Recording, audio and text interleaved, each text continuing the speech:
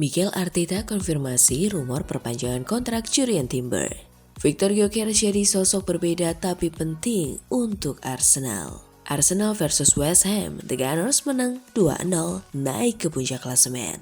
Mikel Arteta jalani laga ke-300 bersama Arsenal. Odegaard cedera lagi, mimpi buruk menghantui Arsenal.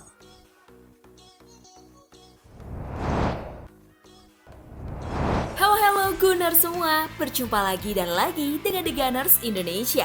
Kali ini kami sudah menyiapkan berita terupdate seputar Arsenal FC untuk kalian semua. Selamat menyaksikan!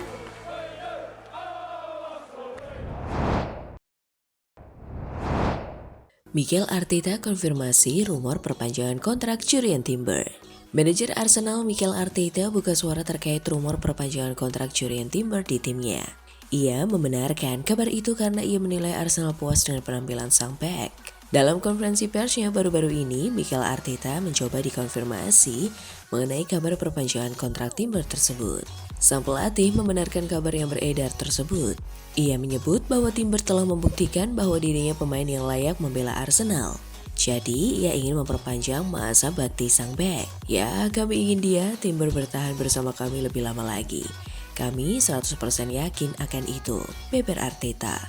Lebih lanjut, Arteta menyebut bahwa sangat wajar jika Arsenal ingin memperbarui kontrak Timber, karena ia menilai Timber menunjukkan performa yang ciamik di lini pertahanan Arsenal belakangan ini. Itulah mengapa ia tidak ingin Timber dibajak oleh tim lain dan ia ingin sampai melanjutkan karirnya bersama The Gunners untuk jangka waktu yang panjang. Ketika Anda bicara mengenai seorang pemain yang komplit, maka dia memiliki semua kualitas yang Anda inginkan dari seorang bek. Pangkas sang manajer. Timber dikabarkan bahagia bermain di Arsenal dan ia merasa karirnya berkembang dengan baik di sana. Jadi ia ingin lanjut bermain di bawah asuhan Mikel Arteta.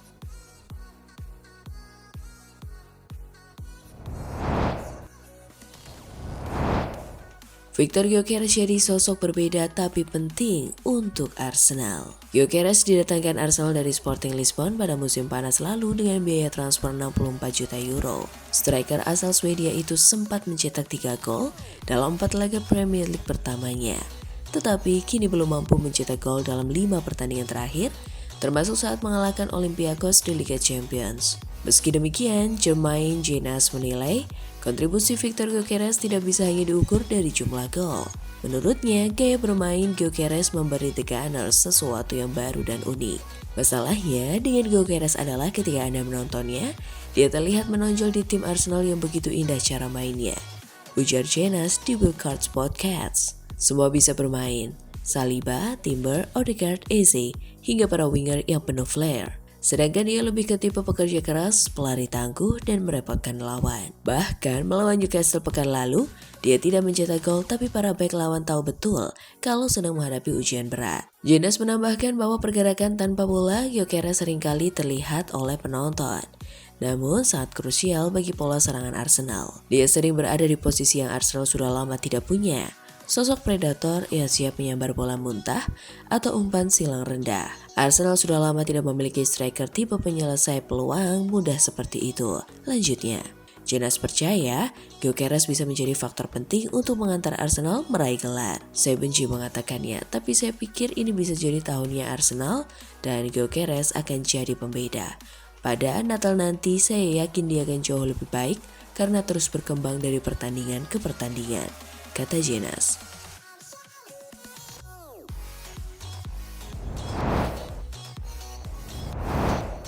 Arsenal versus West Ham, The Gunners menang 2-0 naik ke puncak klasemen. Arsenal meraih kemenangan 2-0 atas West Ham United di pekan ke-7 Liga Inggris. Hasil ini membawa Merriam London merangsek ke puncak klasemen sementara.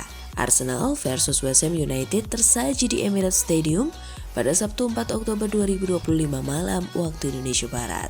Tim tuan rumah tampil dominan sepanjang 2 kali 45 menit. Pasukan Mikel Arteta total melepaskan 21 percobaan tembakan, 5 on target dan 69% ball possession. West Ham hanya mencatatkan 4 shots, 0 on target, dan 31% penguasaan bola. Arsenal unggul 1-0 di babak pertama via gol Declan Rice. Rice menendang masuk bola sepakan Eberechi Eze yang ditepis kiper West Ham United Alphonse Areola. Arsenal memimpin 1-0.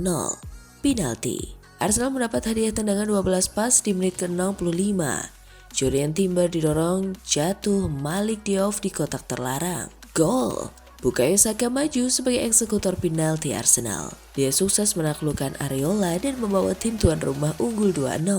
West Ham tak mampu memperkecil ketertinggalan hingga peluit panjang berbunyi. Skor 2-0 untuk Arsenal jadi hasil akhir pertandingan. Kemenangan ini membawa Arsenal naik ke puncak klasemen Liga Inggris dengan 16 poin, menggeser Liverpool 15 poin yang baru memainkan pekan ke-7 kontra Chelsea jelang Minggu 5 Oktober dini hari waktu Indonesia Barat.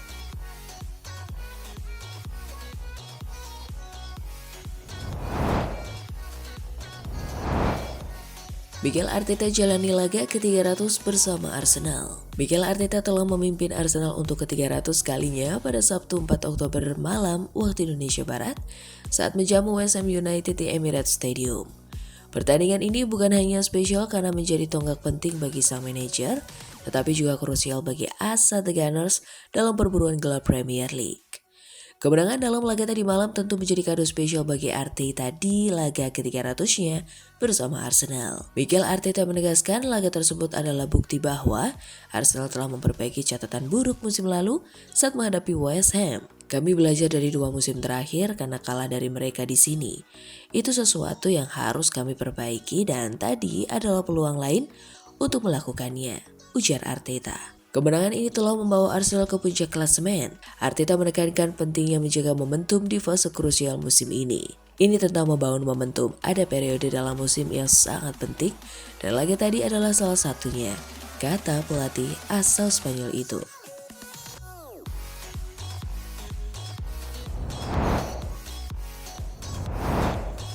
Odegaard cedera lagi, mimpi buruk menghantui Arsenal. Kapten andalan Martin Odegaard kembali didera cedera saat laga kontra West Ham. Pemain Norwegia itu terpaksa ditarik keluar lapangan dan menambah panjang daftar cederanya musim ini. Odegaard yang diharapkan menjadi motor serangan bersama Eze, Saka dan Gyökeres hanya mampu bermain selama setengah jam. Cedera ini seolah menjadi deja vu bagi sang gelandang. Musim ini dari 6 penampilannya di Premier League, 3 diantaranya berakhir tragis karena cedera. Kini cedera lutut membuatnya kembali menepi.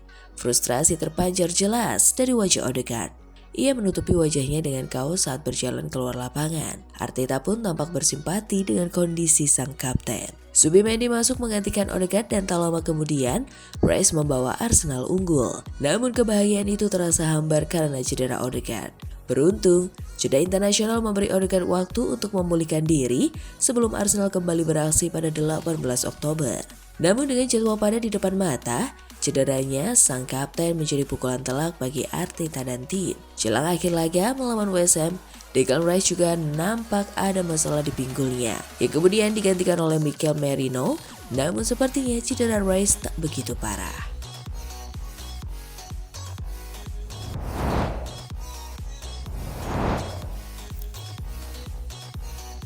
Nah, itulah tadi kumpulan berita menarik dan terupdate seputar Arsenal FC. Simak terus ya berita terupdate lainnya dari The Gunners Indonesia. See you!